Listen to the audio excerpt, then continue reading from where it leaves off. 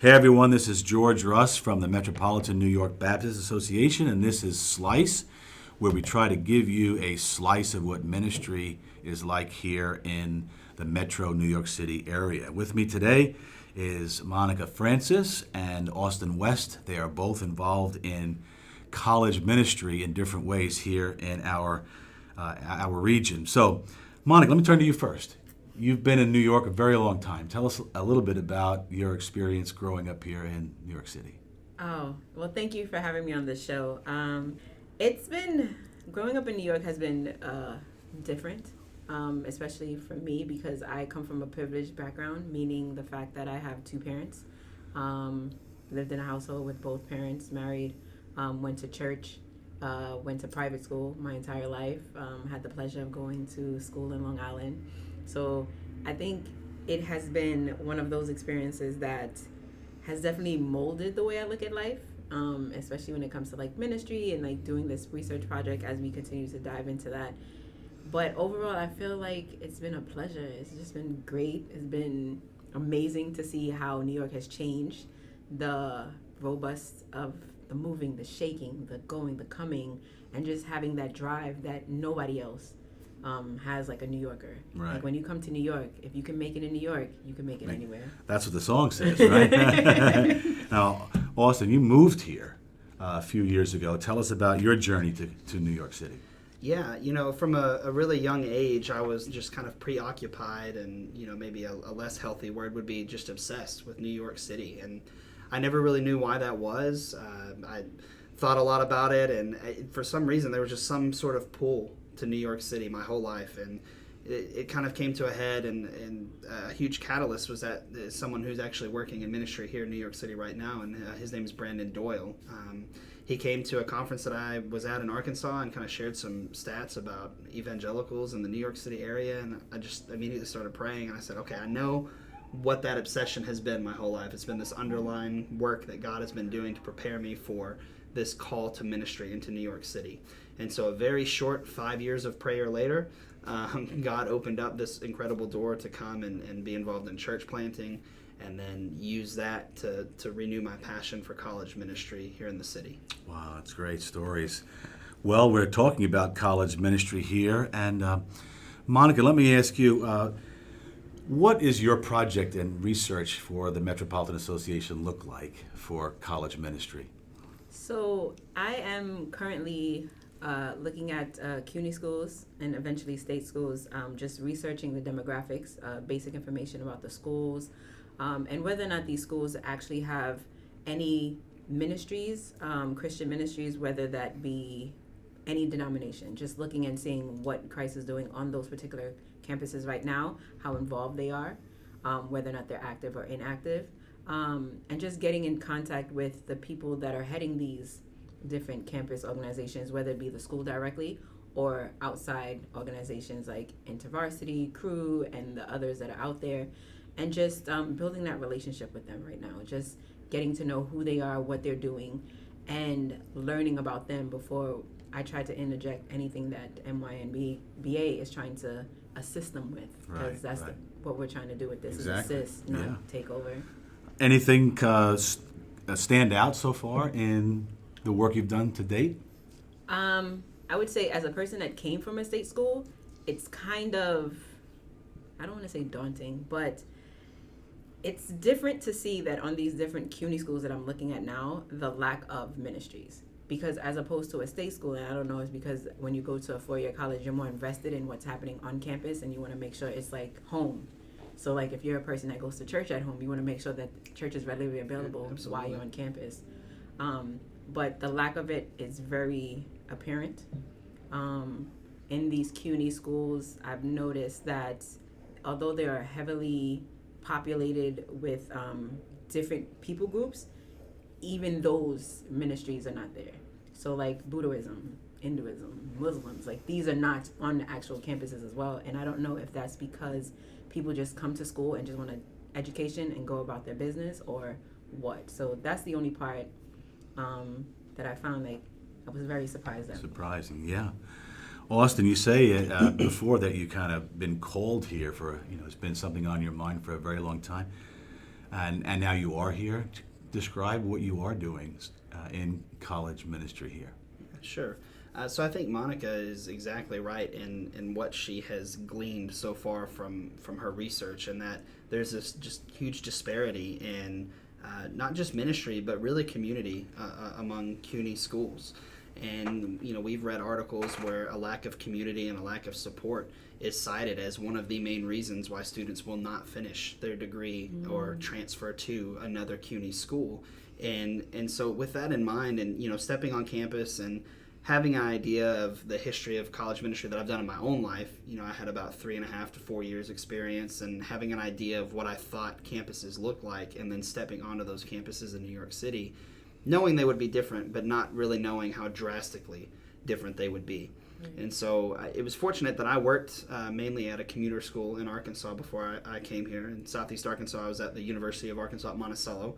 So it was not unfamiliar to me to see students come and then go immediately and not really want to be as invested in things that are going on around the campus. And so really it was, maybe 2 or 3 weeks of trying to do stuff in and around campus where I recognized, okay, this can't be done by any one organization. It can't be done by any one person. We need multiple organizations that are spanning across the city that can capture these students where they're living the majority of their life. Because especially on CUNY campuses that are highly commuter, the majority of their life is not being lived in and around the campus. And so that's when I started praying about really engaging churches to reach students on their campuses, but also in the neighborhoods where the students live and work and could possibly connect to a church. And so I'm mobilizing churches. It's kind of like a two-headed spear attack where I'm engaging campuses and trying to act as a catalyst for college ministry on campuses where that's not happening.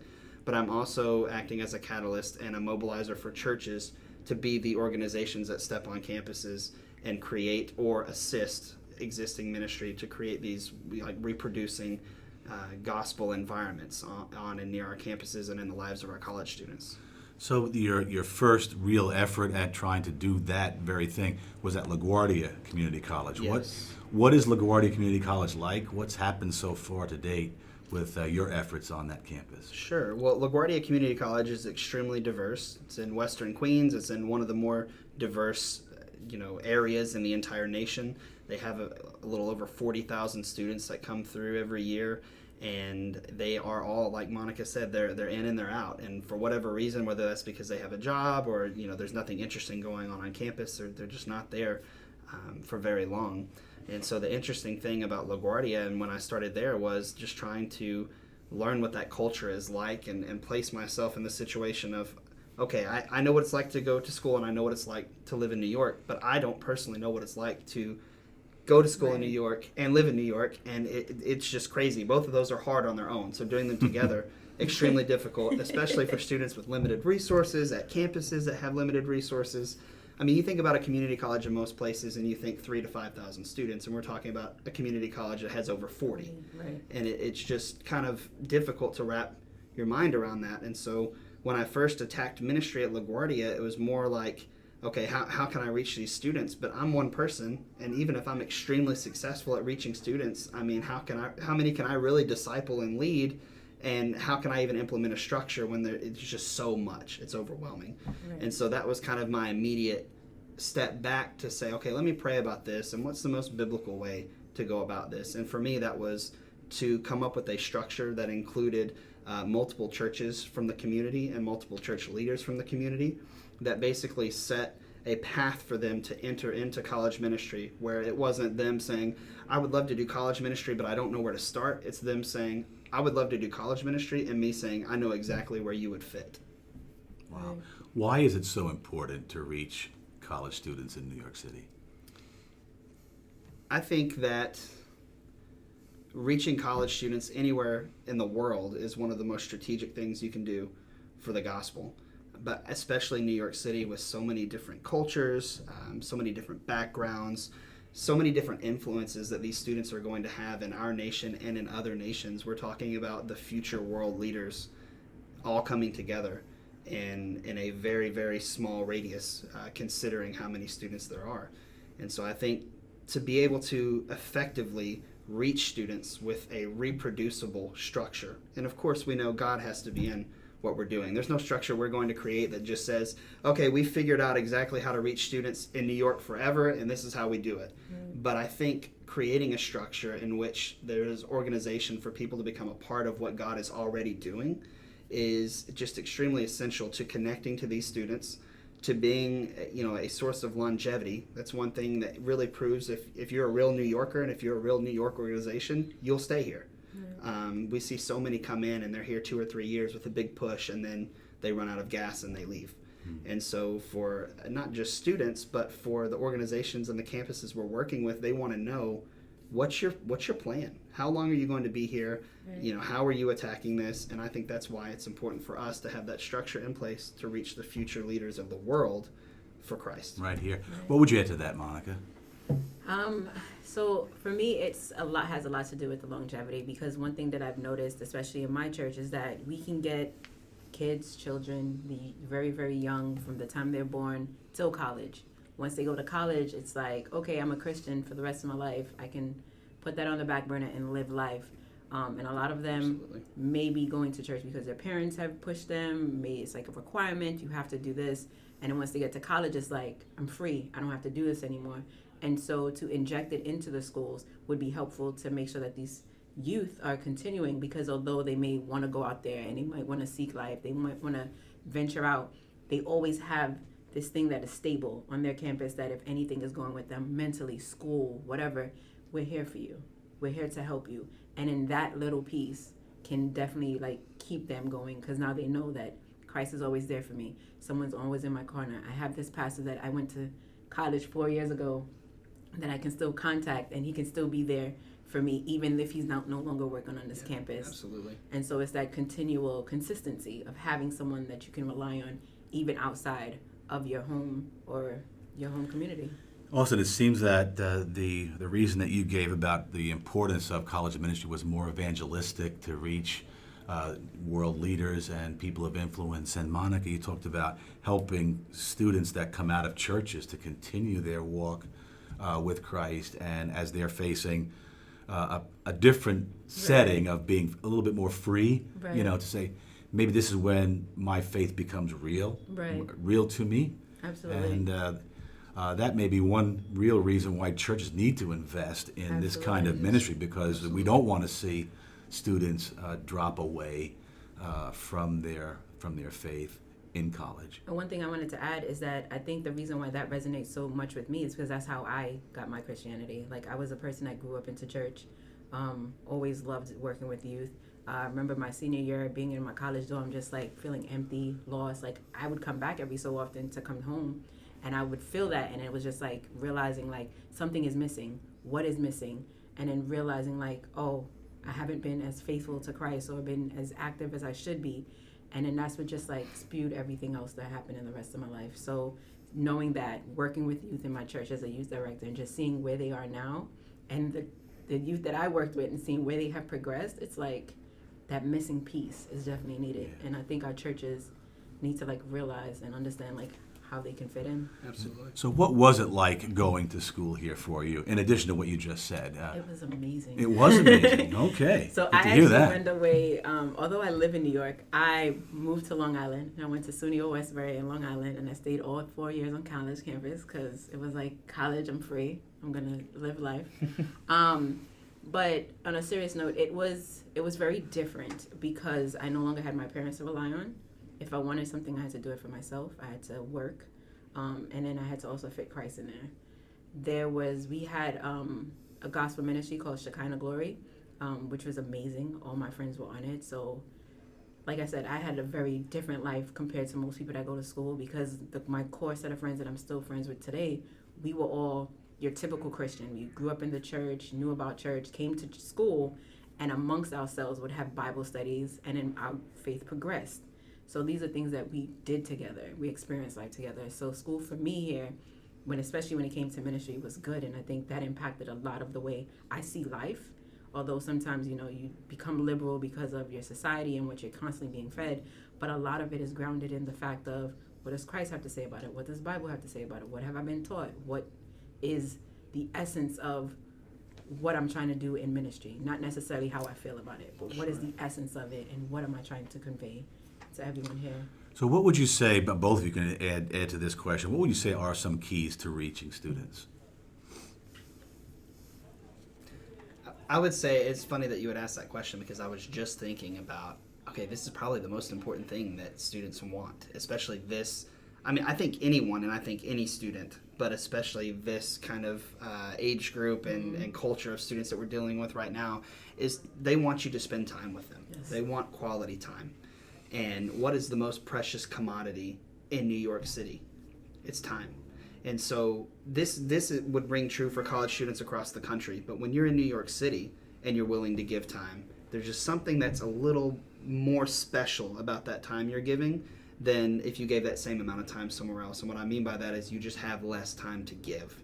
So students readily recognize, oh, you're going to take 2 hours out of your day to come over here and connect with us and give us free coffee? Or you're going to take an evening out of your life to invite us over to your apartment to do a rooftop movie night, or you're going to take time to find this business to host our open mic night so that we can come and have fun and hang out and have community together. That goes a long way. So while there, I think, are several important things that students are looking for, I don't know that there's any one thing that's more important than you just spending quality time with them. Wow, that's a great answer. Yeah. And for me, it's consistency. Absolutely. And consistency without an agenda. So like if you say you have in your mind as a person that's going to these college campuses, oh, I want to do X, Y, and Z, and you never even touch X, just being okay with, going and spending time, like Austin said, and just doing it consistently. Because a lot of these students, we forget, they don't have consistency in their life whatsoever when it comes to an adult.